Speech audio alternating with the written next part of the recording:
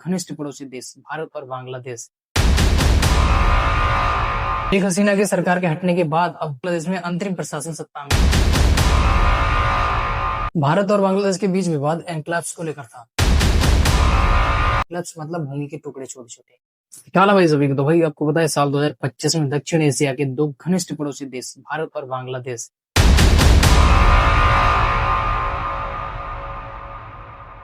एक नए कूटनीतिक मोड़ से गुजर रहे हैं, जहां बांग्लादेश अपने राजनीतिक परिवर्तन से गुजर रहा है और वहीं भारत संबंधों को एक नई रणनीतिक दृष्टि से देख रहा है। शेख हसीना की सरकार के हटने के बाद अब बांग्लादेश में अंतरिम प्रशासन सत्ता में है। जो नेतृत्व कर रहे हैं वो हैं नोबेल विजेता डॉक्टर मोहम्मद यूनुस। लेकिन इस लोकतांत्रिक अध्याय के साथ साथ एक नया मोर्चा खुल रहा है। हाल ही में भारत ने बांग्लादेश के वस्त्रों और अन्य प्रोडक्ट्स पर ट्रेड रेस्ट्रिक्शन लगाए हैं, जिससे ढाका की अर्थव्यवस्था पर बहुत ज्यादा असर पड़ा है। मई 2025 के बाद सीमा पर 1600 से ज्यादा लोगों को धकेले जाने की रिपोर्ट आई थी, और जिनमें भारतीय नागरिक भी शामिल थे। इससे बांग्लादेश में हिंदू अल्पसंख्यकों पर हमले के आरोप और अंतर्राष्ट्रीय चर्चा को जन्म दिया। अप्रैल 2025 में बिम्स्टेक की समिट में मोदी जी और यूनुस की मुलाकात हुई थी, लेकिन बांग्लादेश चीन के साथ और पाकिस्तान के साथ रणनीतिक निकटता बढ़ा रहा है। लेकिन इससे पहले भारत और बांग्लादेश में क्या हुआ वो बताता हूँ मैं आपको। आज मैं बताता हूँ आपको एक पुरानी ऐतिहासिक बात, जिसने एक जटिल और पुराने विवाद को सुलझाया। यह केवल जमीन के टुकड़ों का आदान प्रदान नहीं था, बल्कि हजारों लोगों के जीवन और उनकी पहचान का सवाल था। भारत और बांग्लादेश के बीच विवाद एन्क्लेव्स को लेकर था। एन्क्लेव्स मतलब भूमि के टुकड़े छोटे छोटे। कल्पना कीजिए एक ऐसा क्षेत्र जो भौगोलिक रूप से दूसरे देश के भीतर है, लेकिन राजनीतिक रूप से दूसरे देश का हिस्सा है। ये एन्क्लेव्स 18वीं सदी के स्थानीय शांति समझौते के कारण बने थे।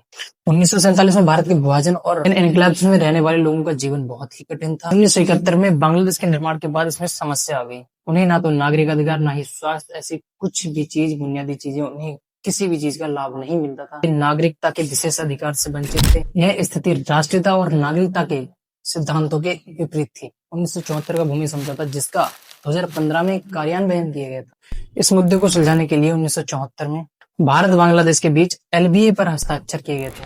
लेकिन भारत में संवैधानिक संशोधन के कारण इसको लागू करने में बहुत ज्यादा समय लगा। भारत में संविधान के 100वें संविधान के संशोधन अधिनियम 2015 के माध्यम से ये सारी कानूनी औपचारिकताएं पूरी की गई थी। लेकिन 6 जून 2015 को मोदी जी के बांग्लादेश दौरे के दौरान इस समझौते को पूरी तरह से लागू किया गया था। ये महत्वपूर्ण कूटनीतिक जीत थी, जिसने 41 साल पुराने विवाद को समाप्त कर दिया। एन्क्लेव्स के आदान प्रदान के पहले इन क्षेत्र के निवासियों को राज्य विहीन माना जाता था। जब आदान प्रदान हुआ तब बांग्लादेश में भारत के 111 एन्क्लेव्स थे, यानी कि जो बांग्लादेश को ही दे दिए गए थे, जिनका कुल क्षेत्रफल था 17,160.63 एकड़, यानी कि लगभग हेक्टेयर में बोले तो 6,944.66 हेक्टेयर। और भारत में बांग्लादेश के कुल 51 एन्क्लेव्स थे, जिनका कुल क्षेत्रफल लगभग 7,110.02 एकड़ था, और हेक्टेयर में बोले तो 2,877.4 हेक्टेयर था। कुल मिलाकर इस आदान प्रदान में भारत की तुलना में बांग्लादेश को ज्यादा लाभ हुआ, क्योंकि भारत के 111 थे और बांग्लादेश के सिर्फ 51 थे।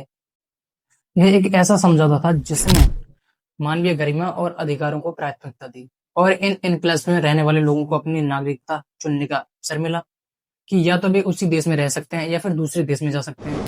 जैसे भारत के लोग बांग्लादेश में जा सकते हैं और बांग्लादेश के लोग अपने भारत में आ सकते हैं। यह समझौता केवल भूमि के टुकड़ों का पुनर्गठन नहीं था, बल्कि मानवीय समस्याओं का सफल समाधान था, जिसने सीमावर्ती क्षेत्रों में शांति और स्थिरता को बढ़ावा दिया और दोनों देशों के बीच संबंधों में एक नया अध्याय खोला। तो ये थी एन्क्लेव्स की पूरी कहानी। तो भाई वीडियो कैसी लगी? वीडियो अच्छी लगी सब्सक्राइब करो, और भाई